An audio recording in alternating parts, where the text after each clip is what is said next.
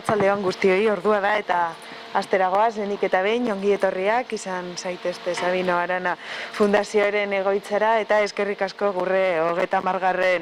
urteurrena gurekin ospatzeagatik. Eta ez dut gaurko hitzaldi hau hasi nahi Sabino Arana Fundazioen langileak eta posible egin duten pertsona guztiei eskertu gabe, eskerrak emote eureri gaur hemen 30 urteren ondoren hemen egoteagatik. Decía que no quería comenzar la conferencia de hoy sin dar las gracias a todas las personas que han hecho posible que 30 años después hoy estemos aquí. En el marco de los actos organizados por Sabino Arana Fundazioa para celebrar este 30 aniversario del archivo, esta tarde los archiveros de Sabino Arana Fundazioa, Eduardo Jáuregui y Luis de Guezala, disertarán sobre el archivo del nacionalismo y sus fondos documentales, su historia, titularidad, procedencia, volumen, el inicial traslado de aquellos fondos en el año 92 de Bayona a Artea, sin olvidar las continuas donaciones de particulares que reciben año a año tras 30 años. Y quería pararme también en este momento para agradecer también a todas esas personas, esos donantes que han entregado toda su documentación en el archivo, que realmente es por ellos, ¿no? Principalmente por lo que hoy el archivo dispone, de los volúmenes que dispone, que luego Edu y Luis nos dirán. Luis eta Edu ia aurkeztu beharrik ez dago, baina Luis de Guezala, historiako doktorea eta artxibo zaintzako masterduna, hasieratik liburutegia eta hemeroteka osatzen duten funtzan kontrolatzeaz, erregistratzeaz eta deskribatzeaz arduratu da fundazioan.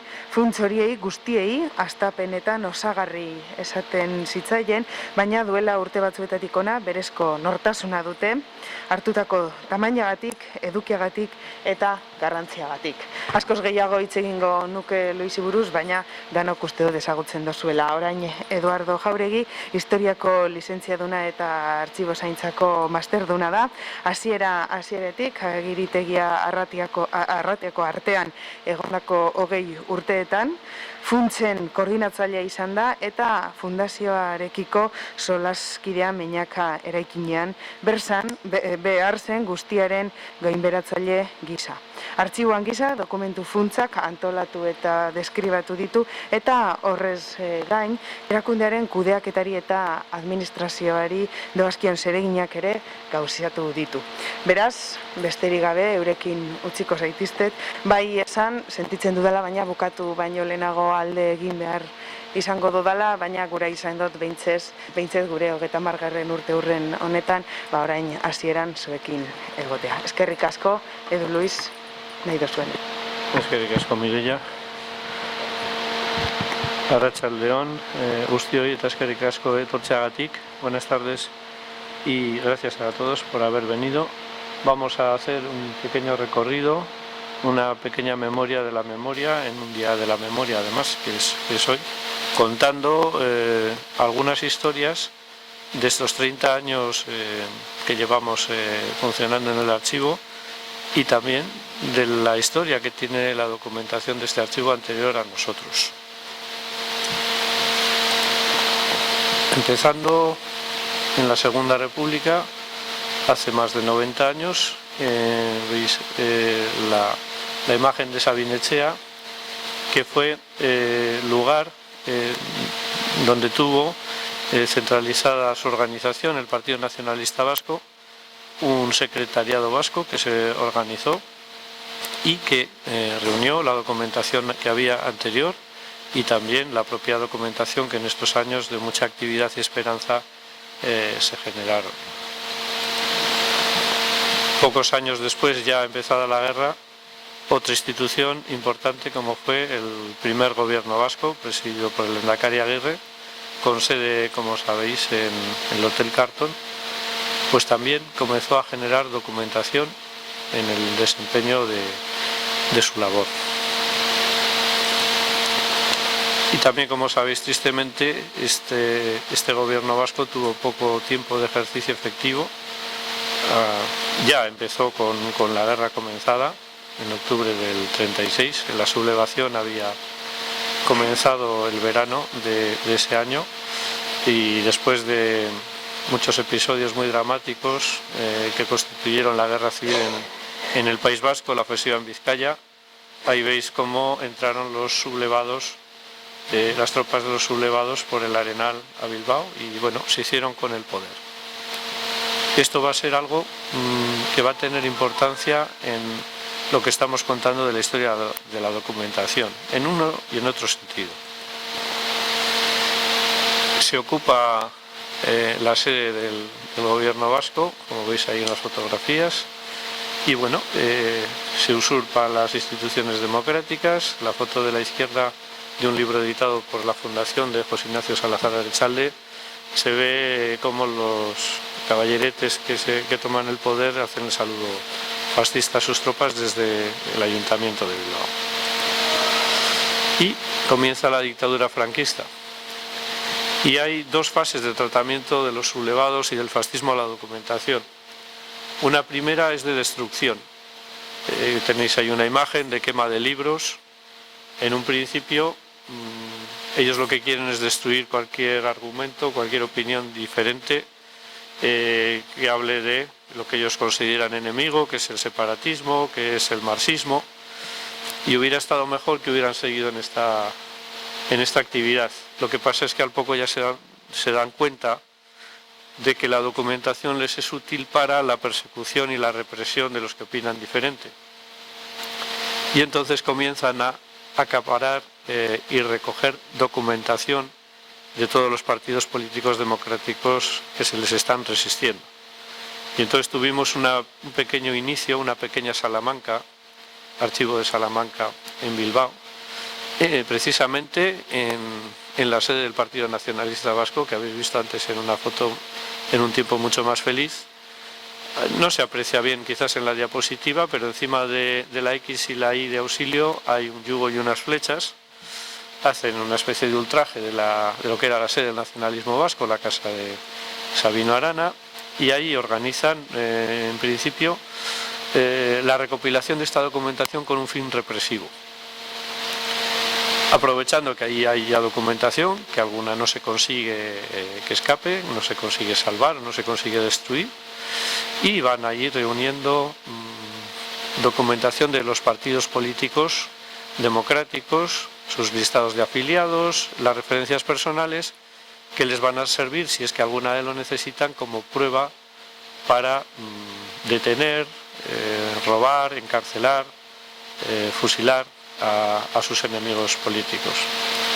Esto es una causa, consecuencia de la documentación. La documentación en principio tiene una función de comunicación o de recuerdo de los datos que se consignan en ella, pero bueno, en estas circunstancias tan dramáticas la documentación va a ser un arma utilizada por los enemigos para la represión.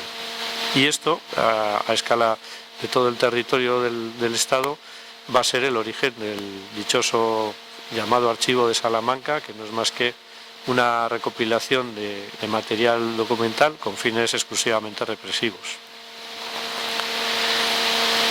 Hay un exilio, como sabéis, primero a Cataluña, después a la parte vasca bajo administración francesa, pero son años terribles y va a llegar también la ocupación de la parte vasca bajo administración francesa por las tropas victoriosas alemanas, que en el año 40 se hacen con el control de toda Francia. Y ahí tenéis la auténtica esvástica sobre el Bidasoa.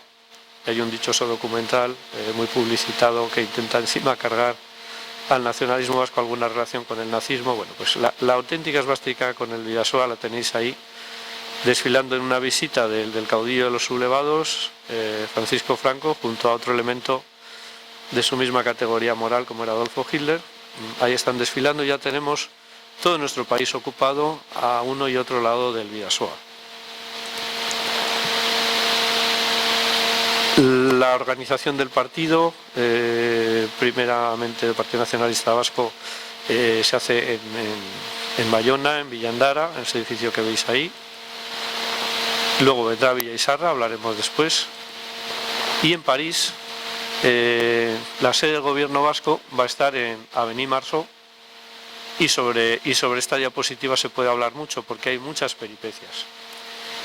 Este martes se ha publicado, se ha emitido un documental sobre el siniestro personaje que fue el policía Urraca, que estuvo trabajando en este mismo lugar que veis ahí, que fue conocido mucho porque fue el que apresó a Companys y lo trajo a este lado, y bueno, al final lo asesinaron. Este elemento, cuando los alemanes ocupan París, enseguida ponen a disposición de los franquistas lo que fue la sede del gobierno vasco, que además está colindante por un patio interior con la embajada española, y allí organizan también la represión, empiezan a recopilar documentación, otra vez documentación, estamos hablando de documentos, con el mismo fin, la represión, la persecución de todos los refugiados republicanos, socialistas, anarquistas, nacionalistas vascos que están en Francia. Esta recopilación se hace con unas consecuencias muy dramáticas, porque hay documentación de la propia resistencia vasca en la dictadura que llega a su poder y significa la caída de la Red Álava, la red de resistencia del nacionalismo vasco en el interior de la dictadura, y traerá como consecuencia también el fusilamiento de su principal responsable, Luis Álava. Esto todo ocurre a partir del año 40.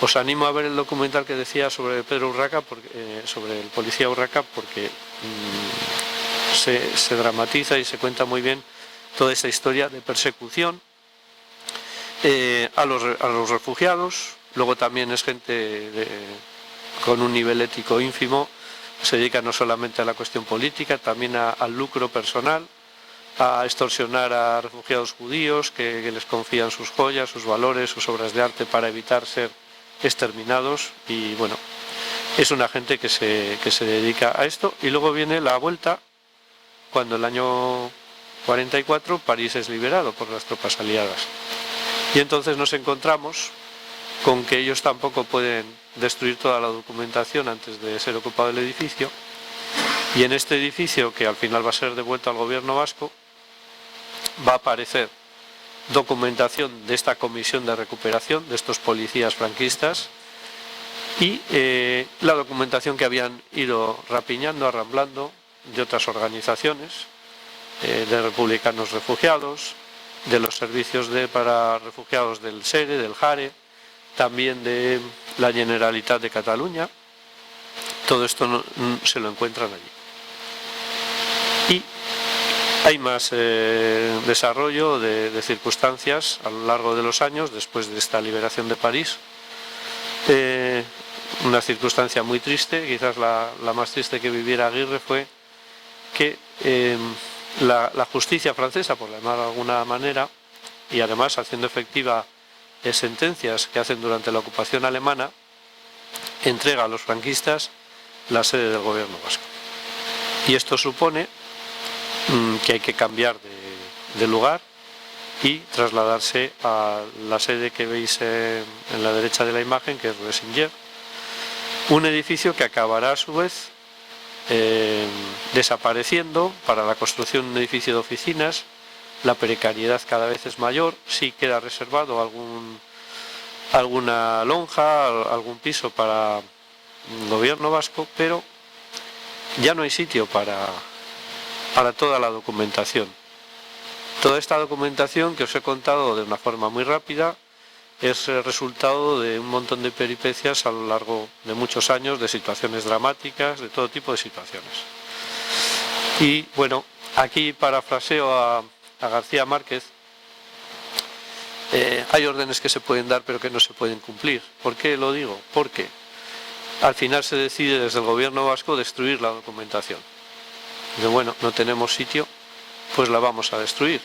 Y afortunadamente Perú Ajuria, que parece ser que es uno de los encargados de hacer efectiva la orden, se da cuenta de la pérdida patrimonial y documental terrible que significaría esta destrucción, avisa a la dirección del Partido Nacionalista Vasco, ahí tenéis la imagen de Juan de Ajuria Guerra, y Juan de Ajuria Guerra decide que eso no se cumpla, y se organiza el traslado de esa documentación de París a Iparralde, a la sede de Babies. Ponemos aquí una referencia también al año 88, después de la dictadura. Hay una campaña desde el Partido Nacionalista Vasco de salvar memoria, de salvar fondos.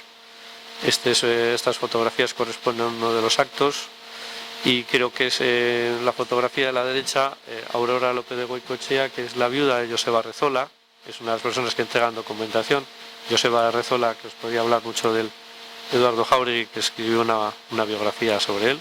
Bueno, pues aquí el presidente del EBB, entonces Xavier Arzallus, está agradeciendo a ella y a otras muchas personas que han guardado documentación que en muchos casos ha supuesto un riesgo y un peligro. Tener documentación de un partido separatista, perseguido, como fue el Partido Nacionalista Vasco. Aquí tenemos un ejemplo, bueno, pues de diplomas que se entregaron de agradecimiento a las personas que donaron su documentación al Partido Nacionalista Vasco. Y bueno, ya llegamos a los años que estamos ahora celebrando el aniversario, a 1992, cuando entre Partido Nacionalista Vasco y Sabino Arana Fundación se organiza el traslado de los fondos documentales que estaban en Villa Izarra a este lado, pensando que ya habían pasado unos años del último intento de golpe de Estado del 23 de febrero del 81, ya se considera que hay una relativa seguridad para esta documentación y se decide su traslado. Y en esa labor prácticamente nos conocimos muchos de los que estamos aquí. Esta es la imagen del edificio de Villa Izarra. Y aquí tenéis algunas imágenes, bueno, pues de las circunstancias en las que estaba conservada la documentación. No estaba operativa para su utilización, estaba almacenada. La mayoría fue trasladada desde París y depositada. Como siempre se deposita la documentación en los lugares de menos habitabilidad, que suelen ser los sótanos, que suelen ser las gambaras, lo cual no ayuda precisamente a la conservación, porque ahí también es donde mejor están las humedades, los extremos de temperatura, los parásitos, las ratas, bueno, todo lo que ataca a la documentación aparte de las propias personas. Y bueno, pues hubo una labor de un mínimo orden, que también había un cierto orden también en las plantas principales, primero y segundo había documentación del Gobierno vasco, documentación del Partido Nacionalista Vasco, pero unas condiciones que hacían necesaria cuanto antes fuera posible su traslado, su organización, su limpieza. Ahí veis pues ficheros, había ficheros de refugiados. Los paquetes que se ven ahí pues seguramente eran de publicaciones clandestinas que hacían una parada en Villa Izarra antes o después de su distribución, muchas de ellas no del Partido Nacionalista Vasco, sino incluso de otros partidos entonces resistentes al franquismo, el Partido Socialista, Partido Comunista, partidos anarquistas.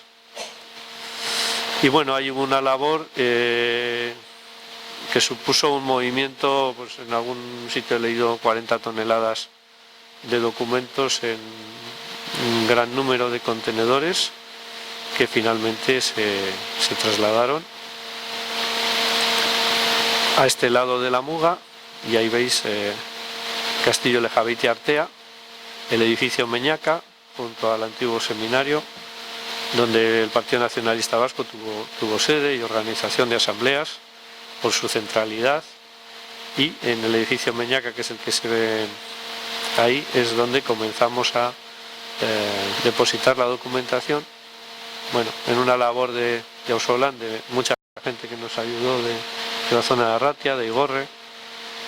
Pues todo este traslado conseguimos que terminara en el edificio con garantías, y ahí empezó una labor de organización de fondos, de identificación de la documentación, que permitió, ahí tenéis pues en el año 93, la inauguración del archivo, y a diferencia de otros, con una vocación muy decidida de dar servicio a los investigadores en cuanto pudimos. En la fotografía de la izquierda veis a Ander y Mari Barrutia, que fueron las personas que custodiaron Villa Izarra, a los cuales también hay que agradecer la conservación de la documentación durante muchos años. Junto a ellos está el presidente del Euskadi Buru Batzar, entonces Xavier Arzallus, y también Jesús Insausti Usturre, que entonces era presidente de la fundación. Y luego tenéis ahí otras personalidades haciendo en el mismo jardín de entrada del edificio Meñaca, de este nuevo archivo del nacionalismo, plantando un retoño del árbol de Guernica con la simbología que ya sabéis. A partir de entonces fue una labor de preocupación por la conservación del material, porque había material que estaba en un estado pues que podía deteriorarse, incluso perderse, por la utilización de elementos, bueno, pues como grapas, elementos metálicos. Luego había que hacer limpieza. Son unas cuestiones, una prioridad que era la conservación, pero luego vino la labor de organización de los fondos, de descripción de los fondos, con la finalidad fundamental de que sirvieran para la realización de investigaciones que permitieran conocer la historia que esos documentos daban fe que había ocurrido. Y de esa parte, que ya es de presente y de futuro, pues nos va a hablar Eduardo Jardín. Sí, recordaros que si, bueno, tanto la exposición que ha hecho Luis como lo que os voy a contar yo suscita alguna pregunta, tenéis unas cartulinas donde podéis escribir la pregunta que os recogerán nuestras compañeras, nos las entregarán aquí en la sala, para después de la charla, pues bueno, comentar alguna cosita más o profundizar si tenéis alguna duda. Yo también voy a mostraros algunas imágenes, pues para hacer un poquito más amena la charla y un poquito más visual, ¿no? Y empiezo por donde se ha quedado Luis, en el edificio Meñaca, en el verano de 1992, hace 30 años, ¿no? Un edificio que meses antes se había remodelado para que fuera sede del futuro archivo. Había que reforzar las plantas para poder soportar el peso de la historia que iba a recibir. Y bueno, pues ahí empezamos en el verano del 92, ya teniendo muy claro cuáles iban a ser los objetivos de este archivo, como son los objetivos de cualquier archivo, que no es otra cosa más que reunir, centralizar, organizar, difundir, conservar y mostrarlo a los investigadores, abrirlo a la sociedad y ponerlo accesible a la investigación. Todo este patrimonio documental con lo que íbamos a empezar, sin tener en cuenta el soporte en el que ese patrimonio documental va a estar instalado, ¿no? Es decir, que no solo nos vamos a preocupar de conservar papeles, documentos, libros, sino que también nos interesan las fotografías, las revistas, los periódicos, las cintas de vídeo, los cassettes, todo tipo de tipología documental y de material. Eso lo hemos visto muy claro cuando hemos hecho muchas exposiciones a lo largo de estos 30 años y cuando la gente al ver en las vitrinas los distintos materiales, pues nos preguntan, ¿no? Pero también os interesan carteles o carnets. Yo pensaba que solo queríais libros o revistas. Uy, carnets, pues tengo yo en casa un montón de carnets. Bueno, pues ahí están bien, en un cajón, metidos, ¿no? Eso ha generado también muchas donaciones. Pero por eso, lo importante para nosotros era conservar todo tipo de documentación independientemente de su soporte. Y en aquel verano del 92 pasamos con mucho, como ha dicho Luis, con mucho trabajo de estas imágenes tan catastrofistas, ¿verdad?, de cómo estaba la documentación. También, claro, era la peor parte de cómo estaba la documentación en Villa Isarra, a después de los años tener la documentación ya un poquito más organizada, más limpia, y sobre todo poder identificar los fondos, que es de lo que se trataba, ¿no? Poder identificar, describir, organizar y servirlos. Os adelanto que tardamos 4 años en abrir las puertas a los investigadores. Empezamos en el 92 hasta el 97, no pudimos dar cobijo y apertura a los investigadores porque fue el tiempo necesario para poder organizar un fondo y poderlo servir en condiciones. Cuando desempaquetamos y recibimos y reunimos en Artea esos 8 contenedores con 40 toneladas de material, ya nos dimos cuenta que había libros, había revistas, había periódicos, había documentos, había fotos, había objetos. Entonces ya tuvimos muy claro que teníamos que hacer 4 secciones. Una sección de documentación de archivo, una sección de biblioteca, una sección de hemeroteca y un embrión de museo, que ese embrión en el 2000 ya tiene personalidad propia. Es el Museo del Nacionalismo Vasco. Pero ya de entonces en Artea creamos esas 4 secciones. En un primer momento, tanto la biblioteca como la hemeroteca la consideramos un poco auxiliar, teniendo en cuenta que la documentación del archivo, todos esos originales que se habían conservado durante décadas, era para nosotros la joya de la corona. Claro, la documentación que es única y repetible, de la que en principio no hay copias, pero como os digo, la biblioteca y la hemeroteca, que empezaron a ser un poco auxiliares, pues también a lo largo de los años, por su contenido, su importancia, pues tienen ya también bastante personalidad.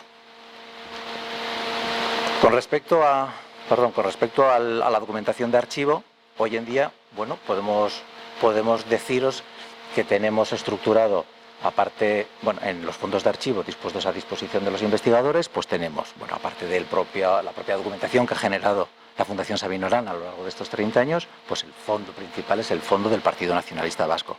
No hay que olvidar que somos el archivo histórico del Partido Nacionalista Vasco, pero aparte de archivo histórico del PNV, somos algo más, tenemos más documentación, más archivos, incluso no nacionalistas, incluso no vascos. Entonces, tenemos ese gran fondo del Partido Nacionalista Vasco, con su documentación generada a nivel nacional, territorial, de organizaciones locales, de organizaciones extraterritoriales. Tenemos alguna cosita de Venezuela, de Argentina, de Buenos Aires, de algunas localidades americanas. Pero el fondo, pues eso, es el fondo del PNV, es uno, pero es muy grande. Luego tenemos, como ha comentado Luis, esos fondos que nos vinieron de París, esos fondos republicanos españoles, que no son vascos, que son bueno, generados durante la guerra, y esos forman parte de esa sección de archivos de empresa, de instituciones que también tenemos, en el que no solo están esos fondos, sino que también, por ejemplo, podemos tener el fondo del primer centro, de la primera Euskal Etxea de Brasil de 1959, o por ejemplo, entre las muchas donaciones, el fondo de la gran enciclopedia vasca. O bueno, la verdad es que fondos muy diversos, muy dispares. Por ejemplo, uno de los últimos fondos es el de la guipuzcoana Radio Loyola, con documentación de los años 60, que en estos momentos pues está ahora en vías de organización. Para que os hagáis una idea, aquí en estas fotografías veis las cajas verdes donde está la documentación de archivo. En nuestros depósitos tenemos contabilizados más de 4.600 unidades de instalación entre cajas, acetas, archivadores, y en espacio, pues todas esas cajas ocupan más de 750 metros lineales, que es como se mide la documentación en las estanterías. En relación a la documentación de la biblioteca, pues hicimos un poco lo mismo que con la documentación de archivo.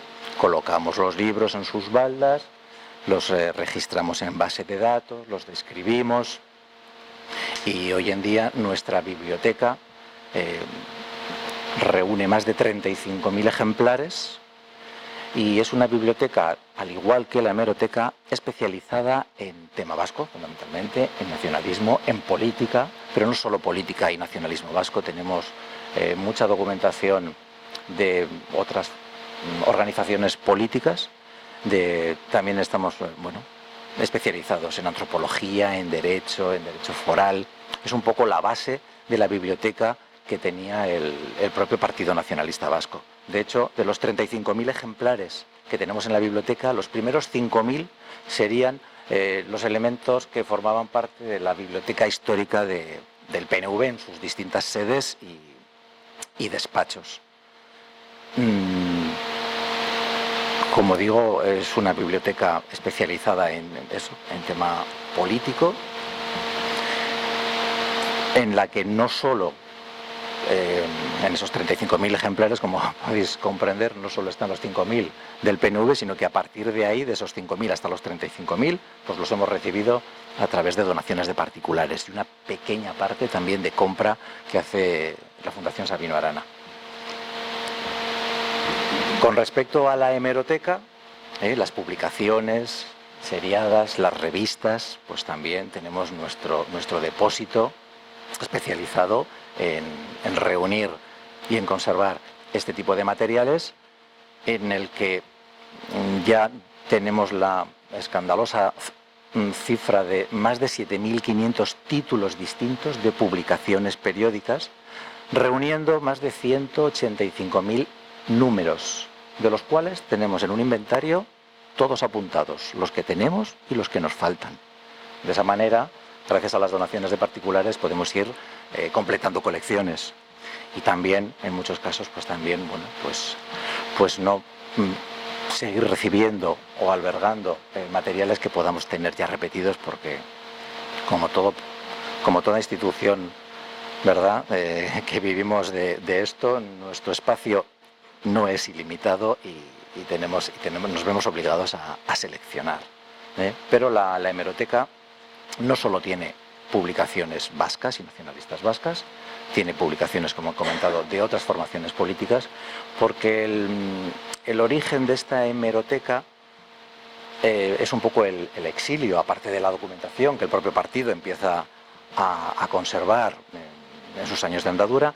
Es durante el exilio cuando la dirección política, en sus relaciones con las distintas formaciones políticas que están en el exilio, que son antifranquistas, pues se intercambian información, se intercambian sus publicaciones, y no solo con los partidos estatales, sino también con formaciones políticas europeas y americanas. Por eso nuestra hemeroteca es muy rica, es muy variada en distintas ideologías. No solo tenemos publicaciones vascas y nacionalistas, porque tenemos grandes colecciones de publicaciones socialistas, republicanas, comunistas, anarquistas. Es muy importante. Por eso os he comentado antes que tanto la biblioteca como la hemeroteca a lo largo de estos años también ya tienen personalidad propia y ha dejado de ser meras bibliotecas y hemerotecas auxiliares. Un capítulo importante dentro de nuestra actividad en estos 30 años ha sido la recepción de donaciones de particulares. Eso ha sido una constante, no ya desde 1992, sino, como habéis visto en alguna imagen que nos ha mostrado Luis, desde esa primavera de 1988, cuando el propio Partido Nacionalista Vasco hace una campaña a sus militantes, a sus simpatizantes, para recuperar esa documentación que han podido guardar en casa durante toda la clandestinidad, durante todo el franquismo. Esas fueron las primeras donaciones que se fueron reuniendo y almacenando en los despachos de la sede del PNV en Bilbao. Desde que tenemos el edificio Meñaca en 1992, todo ese material recogido también se lleva al edificio Meñaca. Y a partir de ahí también empezamos a recibir todos los años donaciones de particulares. A día de hoy tenemos contabilizadas más de 1.700 entregas de donaciones de particulares. Y no son entregas únicas. Ha habido gente que nos ha entregado una vez y al cabo de unos años algo más, y documentación que recuperan o que tienen en casa, o que, por estos motivos, consideran que nuestra institución puede ser la adecuada para la conservación de todo este material, y nosotros, siempre estaremos agradecidos de estas donaciones, de ser los depositarios de la confianza de estas personas, tanto particulares como instituciones, que nos depositan este material para que nosotros lo conservemos, lo difundamos, lo organicemos y lo abramos a la investigación.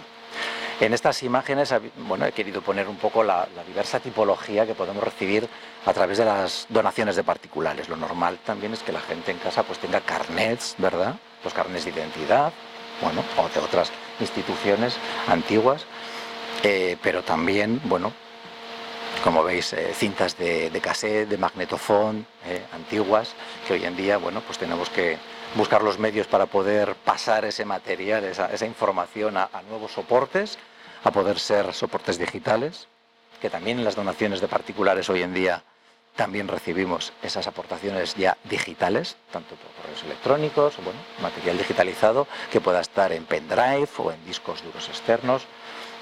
Bueno, nosotros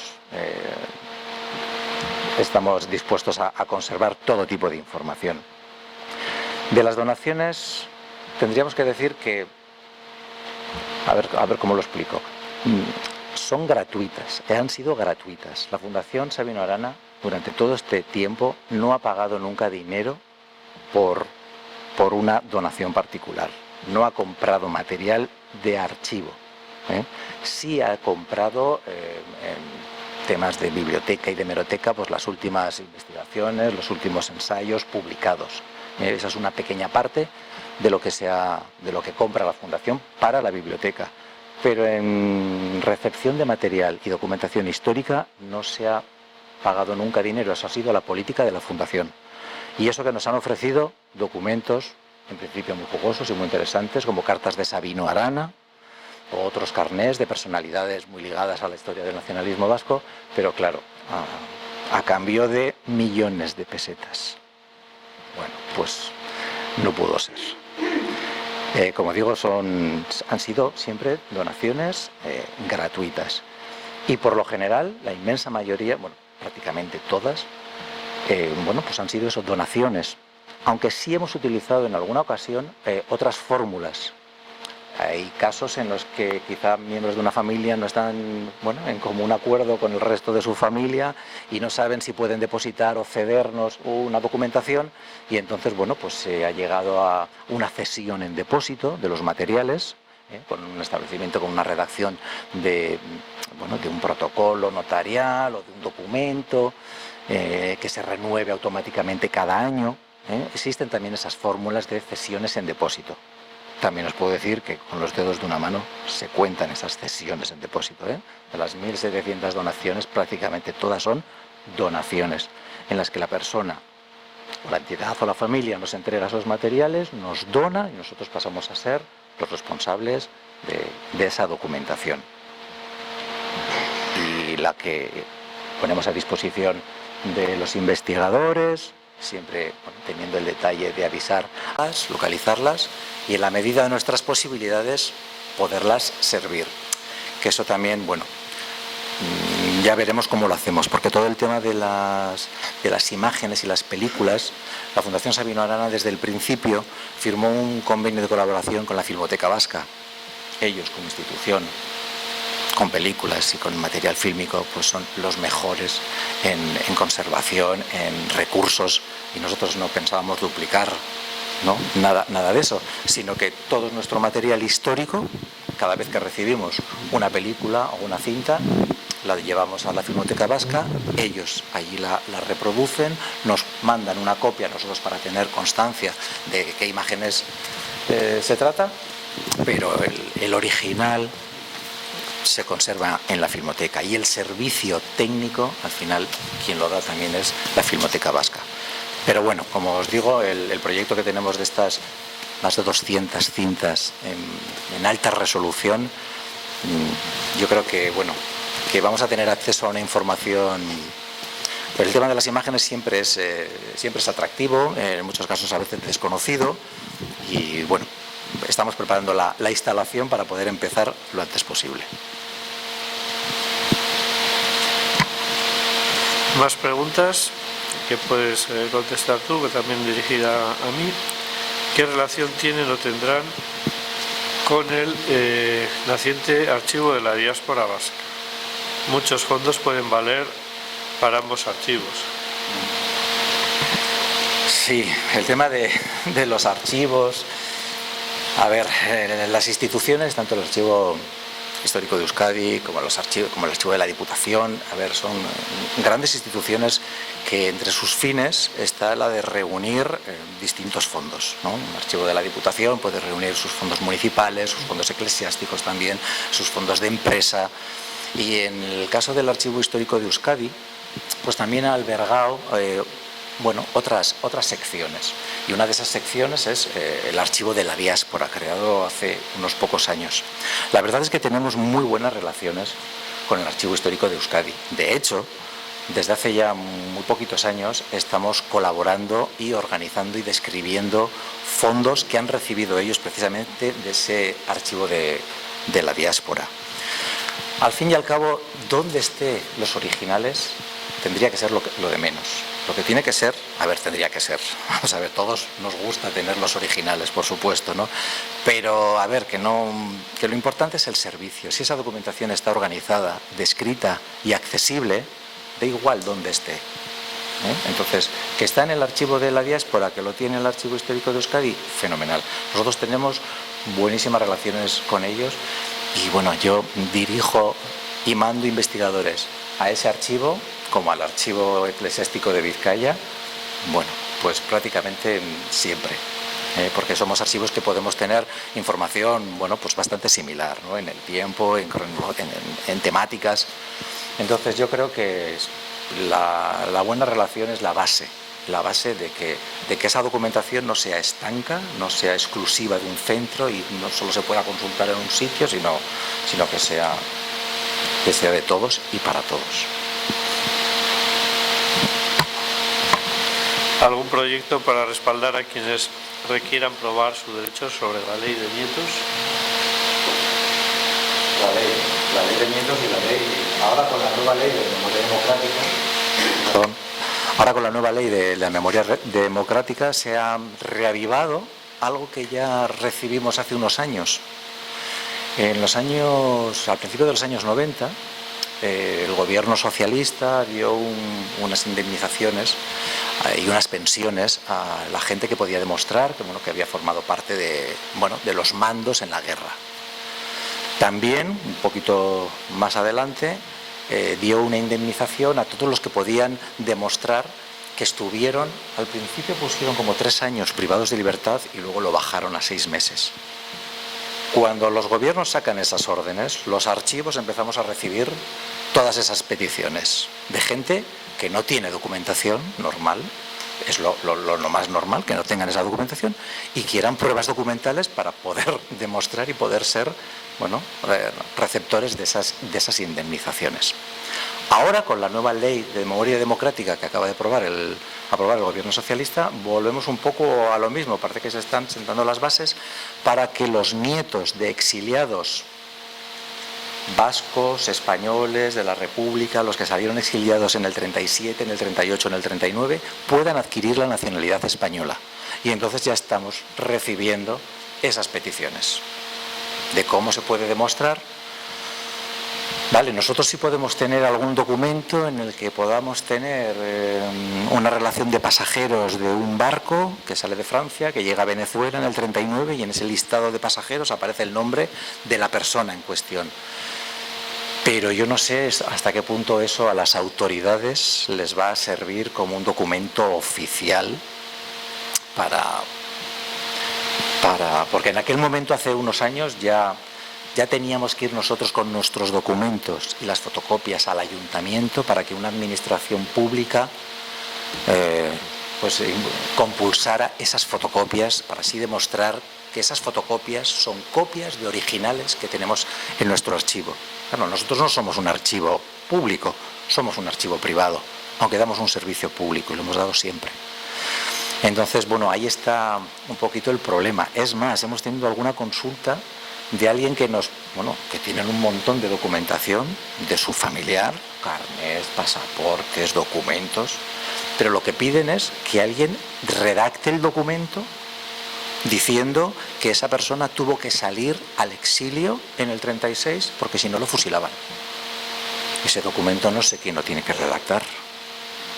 Nosotros, desde luego, no creo que podamos. Yo les dirijo a Gogora, como institución del gobierno vasco, que pueda tener más capacidad para establecer esos criterios, o a los ayuntamientos en caso de que la persona de turno, como ha sido el caso, fue el último alcalde de una localidad, pues quizá esa alcaldía pueda emitir un documento. No sé cómo va a ir el tema. Me imagino que será complicado, pero bueno, en lo que podamos, nosotros desde luego ayudaremos y serviremos, pero empezamos a recibir ese tipo de peticiones. una pregunta más. Me la dirigen a mí y la voy a responder, pero también creo que Eduardo puede responder. ¿Cuál es el documento que más te ha emocionado? La verdad es que han pasado ya en estos 30 años por delante de nuestro muchos documentos. Las vidas propias que hemos vivido nosotros se unen como historiadores y archiveros, vidas ajenas en circunstancias muy difíciles. A mí personalmente lo que más me ha emocionado son las cartas de despedida de personas que iban a ser asesinadas después de escribirlas. La de Ramón Azcue, dirigida a su mujer y a sus hijas pequeñas, que sacamos en una de las primeras iniciativas de la Fundación como Bichiac, reproducciones facsimilares de algunos documentos, y entre ellos este, y también la de Alfredo Espinosa, primer consejero de Sanidad del gobierno vasco, capturado volviendo en un vuelo de Francia para gestionar la llegada de medicinas a la población que se mantenía bajo la tutela del gobierno vasco, donde hacía un contrapunto muy importante a aquellos contra los que estaban luchando.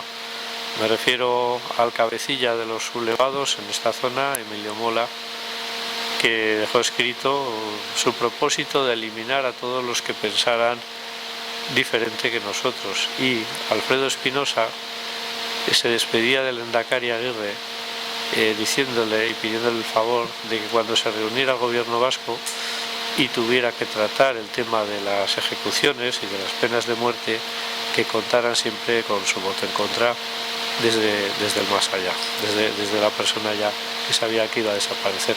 A mí son los documentos que más me han emocionado.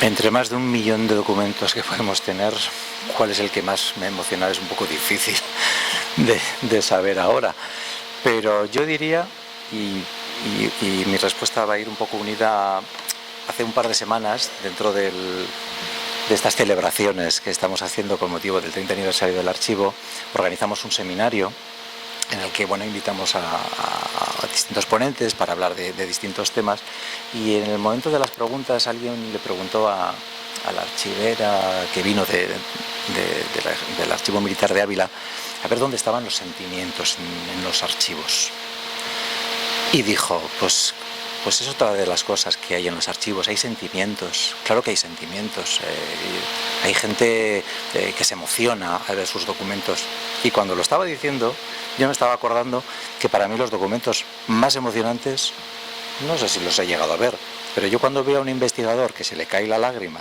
cuando ve en un documento, en una relación, el nombre del familiar que está buscando, ese es el más emocionante. Eso es el trabajo más gratificante.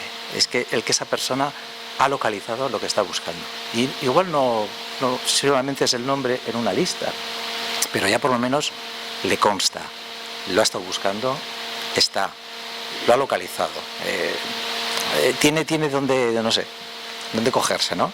Cuando montamos una exposición en Artea, en ese edificio Meñaca, en el 92, montamos en una de las plantas, montamos una exposición también muy pequeñita, una exposición permanente muy pequeñita, y teníamos la reproducción en uno de los paneles de un grupo de presos vascos en la cárcel de Burgos.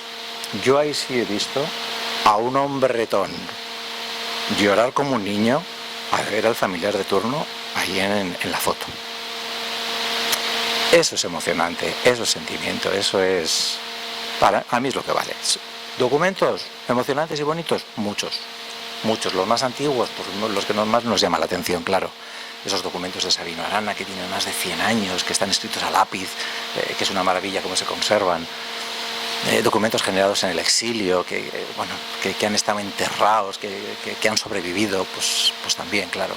Documentos antiguos, sobre todo con mucho colorido, mucho grafismo, pues hay infinidad de ellos, pero los que provocan esos sentimientos de que has localizado a tu persona o que estás reconociendo a alguien familiar, para mí eso se lleva la palma. Bueno, Para terminar, una última pregunta, bueno, más que pregunta, planteamiento, hace una referencia a cómo la ley de memoria ya está afectando al trabajo de los archivos y sobre la necesidad de establecer vías de colaboración entre los archivos. La ley de esta de memoria democrática, como digo, sienta las bases, pues eso, para conservar y gestionar no solo todo el patrimonio documental, sino el acceso, que para nosotros es un punto muy importante, ¿no? El acceso a la documentación. En ese seminario que os he comentado, que hicimos hace 2 semanas, se trató de ese tema, ¿no? Del acceso, que es el mayor de los problemas hoy en día. Y les preguntábamos, ¿no?, a los invitados a ver si la ley de memoria histórica, la ley de patrimonio documental que acaba de aprobar también el gobierno vasco, si va a superar, ¿no?, esas diferencias, esas deficiencias todavía que se dan en torno al acceso a los documentos, porque llama mucho la atención que hay gente, que hace unos años pudo consultar una documentación en alguna administración pública y al cabo de los años esa misma documentación ahora no se puede consultar. O gente que está haciendo vaciados de registros de administración, registros civiles, y en Vizcaya no tienen ningún problema y en Guipúzcoa les ponen trabas. O sea, ese tipo de diferencias es lo que hay que solventar. ¿Y la relación con los archivos? Pues yo creo que nos llevamos todos bien, por lo general. Yo creo que estamos todos un poco en el mismo bando, ¿no? En este caso, ¿no? Todo lo que sea servir, tenemos muy claro que estamos para servir, para ayudar. Somos una institución abierta y necesitamos además que lo que nos cuesta tanto dinero, que también hay que decirlo, que todo esto cuesta mucho dinero el mantenerlo, sirva para algo, ¿eh? No solo sirva para tenerlo en unas estanterías bonitas, ¿no? Que sirva para algo. Entonces, bueno, esperemos que estas leyes pues den su fruto y podamos tener, pues eso, una mayor afluencia de investigadores, que la relación entre los archivos sea, bueno, que yo creo que ya es buena, porque entre nosotros, pues como digo, nos pasamos a los investigadores de uno a otro y bueno, eso esperemos. Bueno, pues muchas gracias a todos por acompañarnos en esta reflexión que hemos hecho de los últimos 30 años de trabajo de archivo. Ahora tenemos la oportunidad de conversar un poquito más cercanamente tomando un chacolí y berriro eskerrik asko etortzeagatik.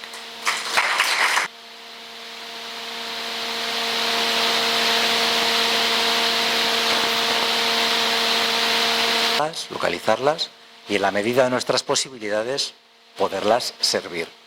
Que eso también, bueno, ya veremos cómo lo hacemos, porque todo el tema de las imágenes y las películas, la Fundación Sabino Arana desde el principio firmó un convenio de colaboración con la Filmoteca Vasca. Ellos como institución, con películas y con material fílmico, pues son los mejores en conservación, en recursos, y nosotros no pensábamos duplicar, ¿no? Nada de eso, sino que todo nuestro material histórico, cada vez que recibimos una película o una cinta, la llevamos a la Filmoteca Vasca, ellos allí la reproducen, nos mandan una copia a nosotros para tener constancia de qué imágenes se trata, pero el original se conserva en la Filmoteca y el servicio técnico, al final, quien lo da también es la Filmoteca Vasca. Pero bueno, como os digo, el proyecto que tenemos de estas más de 200 cintas en alta resolución, yo creo que, bueno, que vamos a tener acceso a una información. Pero el tema de las imágenes siempre es atractivo, en muchos casos a veces desconocido, y bueno, estamos preparando la instalación para poder empezar lo antes posible. ¿Más preguntas? Que puedes contestar tú, que también dirigida a mí. ¿Qué relación tienen o tendrán con el naciente archivo de la diáspora vasca? Muchos fondos pueden valer para ambos archivos. Sí, el tema de los archivos. A ver, las instituciones, tanto el Archivo Histórico de Euskadi como el Archivo de la Diputación, a ver, son grandes instituciones que entre sus fines está la de reunir distintos fondos, ¿no? El archivo de la Diputación puede reunir sus fondos municipales, sus fondos eclesiásticos también, sus fondos de empresa. Y en el caso del Archivo Histórico de Euskadi, pues también ha albergado otras secciones. Y una de esas secciones es el Archivo de la Diáspora, creado hace unos pocos años.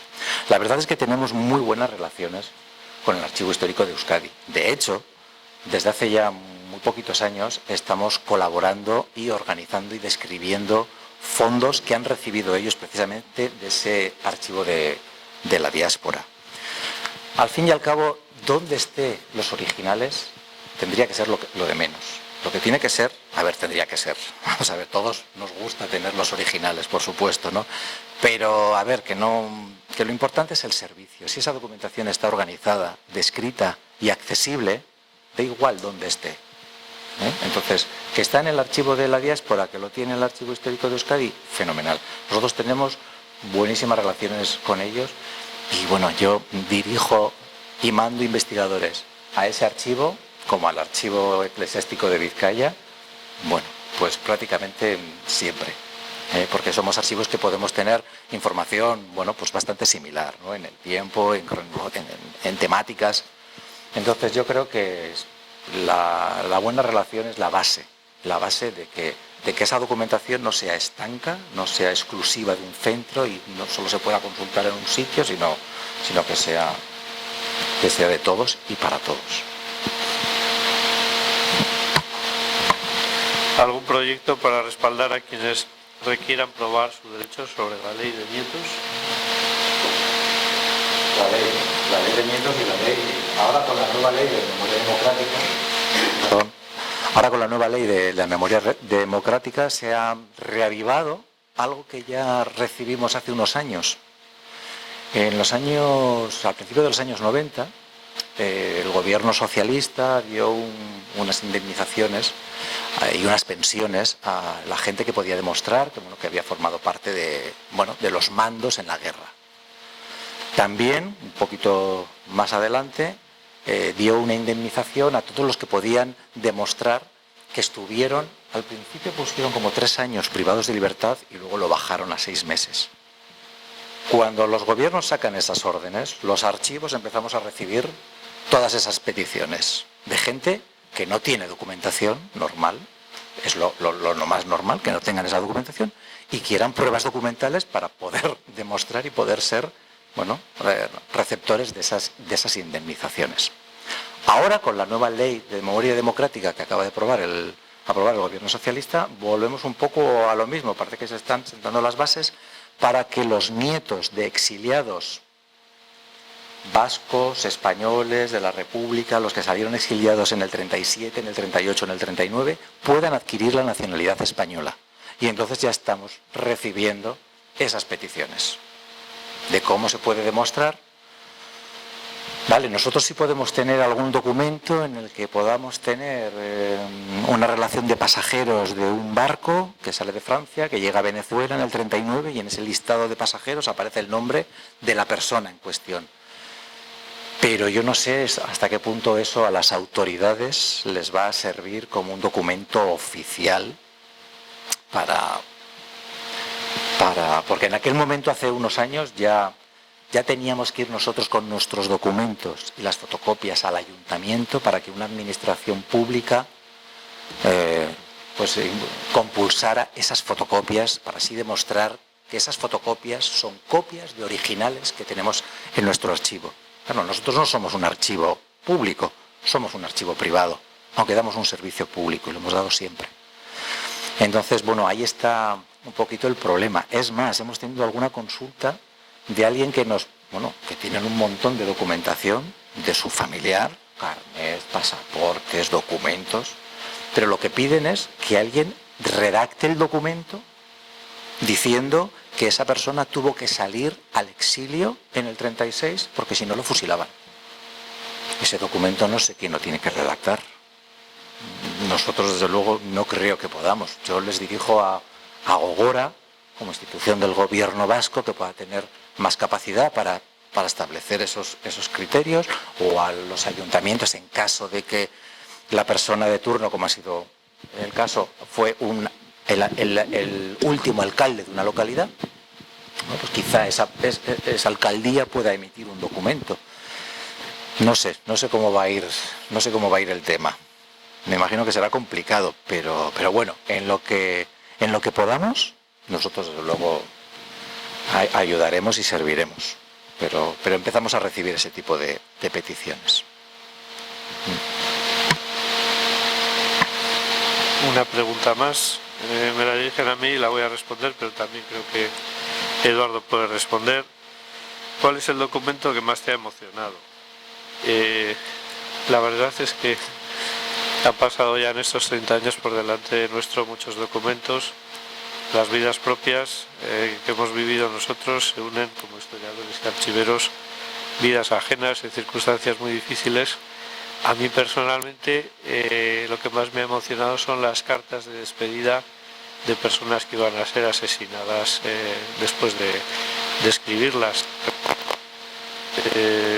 La de Ramón Azcue, dirigida a su mujer y a sus hijas pequeñas, que sacamos en una de las primeras iniciativas de la Fundación como Bichiac, reproducciones facsimilares de algunos documentos, y entre ellos este, y también la de Alfredo Espinosa, primer consejero de Sanidad del gobierno vasco, capturado volviendo en un vuelo de Francia para gestionar la llegada de medicinas a la población que se mantenía bajo la tutela del gobierno vasco, donde hacía un contrapunto muy importante a aquellos contra los que estaban luchando.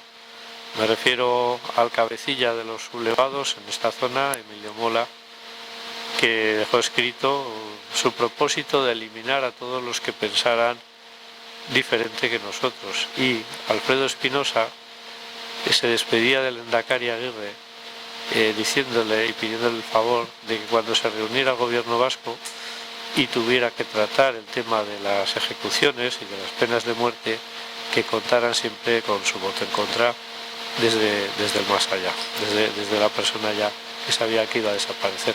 A mí son los documentos que más me han emocionado.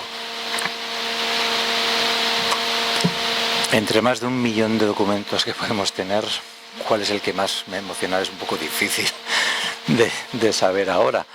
Pero yo diría, y mi respuesta va a ir un poco unida a hace un par de semanas, dentro de estas celebraciones que estamos haciendo con motivo del 30 aniversario del archivo, organizamos un seminario en el que invitamos a distintos ponentes para hablar de distintos temas, y en el momento de las preguntas alguien le preguntó a la archivera que vino del Archivo Militar de Ávila a ver dónde estaban los sentimientos en los archivos, y dijo, pues es otra de las cosas que hay en los archivos, hay sentimientos, claro que hay sentimientos, hay gente que se emociona al ver sus documentos, y cuando lo estaba diciendo yo me estaba acordando que para mí los documentos más emocionantes, no sé si los he llegado a ver, pero yo cuando veo a un investigador que se le cae la lágrima, cuando ve en un documento, en una relación, el nombre del familiar que está buscando, ese es el más emocionante. Eso es el trabajo más gratificante. Es que esa persona ha localizado lo que está buscando. Y igual no solamente es el nombre en una lista, pero ya por lo menos le consta. Lo ha estado buscando, lo ha localizado. Tiene donde cogerse, ¿no? Cuando montamos una exposición en Artea, en ese edificio Meñaca, en el 92, montamos en una de las plantas, montamos una exposición también muy pequeñita, una exposición permanente muy pequeñita, y teníamos la reproducción en uno de los paneles de un grupo de presos vascos en la cárcel de Burgos. Yo ahí sí he visto a un hombretón llorar como un niño al ver al familiar de turno ahí en la foto. Eso es emocionante, eso es sentimiento, eso es... a mí es lo que vale. ¿Documentos emocionantes y bonitos? Muchos. Los más antiguos, los que más nos llama la atención, claro. Esos documentos de Sabino Arana, que tienen más de 100 años, que están escritos a lápiz, que es una maravilla cómo se conservan. documentos generados en el exilio, que han estado enterrados, que han sobrevivido, pues también, claro. Documentos antiguos, sobre todo con mucho colorido, mucho grafismo, pues hay infinidad de ellos, pero los que provocan esos sentimientos de que has localizado a tu persona o que está reconociendo a alguien familiar, para mí eso se lleva la palma. Bueno, para terminar, una última pregunta, bueno, más que pregunta, planteamiento, hace una referencia a cómo la ley de memoria ya está afectando al trabajo de los archivos y sobre la necesidad de establecer vías de colaboración entre los archivos. La ley de esta de memoria democrática, como digo, sienta las bases, pues eso, para conservar y gestionar no solo todo el patrimonio documental, sino el acceso, que para nosotros es un punto muy importante, ¿no? El acceso a la documentación. En ese seminario que os he comentado, que hicimos hace 2 semanas, se trató de ese tema, ¿no? Del acceso, que es el mayor de los problemas hoy en día. Y les preguntábamos, ¿no? a los invitados a ver si la ley de memoria histórica, la ley de patrimonio documental que acaba de aprobar también el gobierno vasco, si va a superar, ¿no? esas diferencias, esas deficiencias todavía que se dan en torno al acceso a los documentos, porque llama mucho la atención que hay gente, que hace unos años pudo consultar una documentación en alguna administración pública y al cabo de los años esa misma documentación ahora no se puede consultar. O gente que está haciendo vaciados registros de administración, registros civiles, y en Vizcaya no tienen ningún problema y en Guipúzcoa les ponen trabas. O sea, ese tipo de diferencias es lo que hay que solventar. ¿Y la relación con los archivos? Pues yo creo que nos llevamos todos bien, por lo general. Yo creo que estamos todos un poco en el mismo bando, ¿no? En este caso, ¿no? Todo lo que sea servir, tenemos muy claro que estamos para servir, para ayudar. Somos una institución abierta y necesitamos además que lo que nos cuesta tanto dinero, que también hay que decirlo, que todo esto cuesta mucho dinero el mantenerlo, sirva para algo, ¿eh? No solo sirva para tenerlo en unas estanterías bonitas, ¿no? Que sirva para algo. Entonces, bueno, esperemos que estas leyes pues den su fruto y podamos tener pues eso, una mayor afluencia de investigadores, que la relación entre los archivos sea, bueno, que yo creo que ya es buena, porque entre nosotros, pues como digo, nos pasamos a los investigadores de uno a otro y bueno, eso esperemos. Bueno, pues muchas gracias a todos por acompañarnos en esta reflexión que hemos hecho de los últimos 30 años de trabajo de archivo. Ahora tenemos la oportunidad de conversar un poquito más cercanamente tomando un chacolí y berriro eskerrik asko etortzeagatik.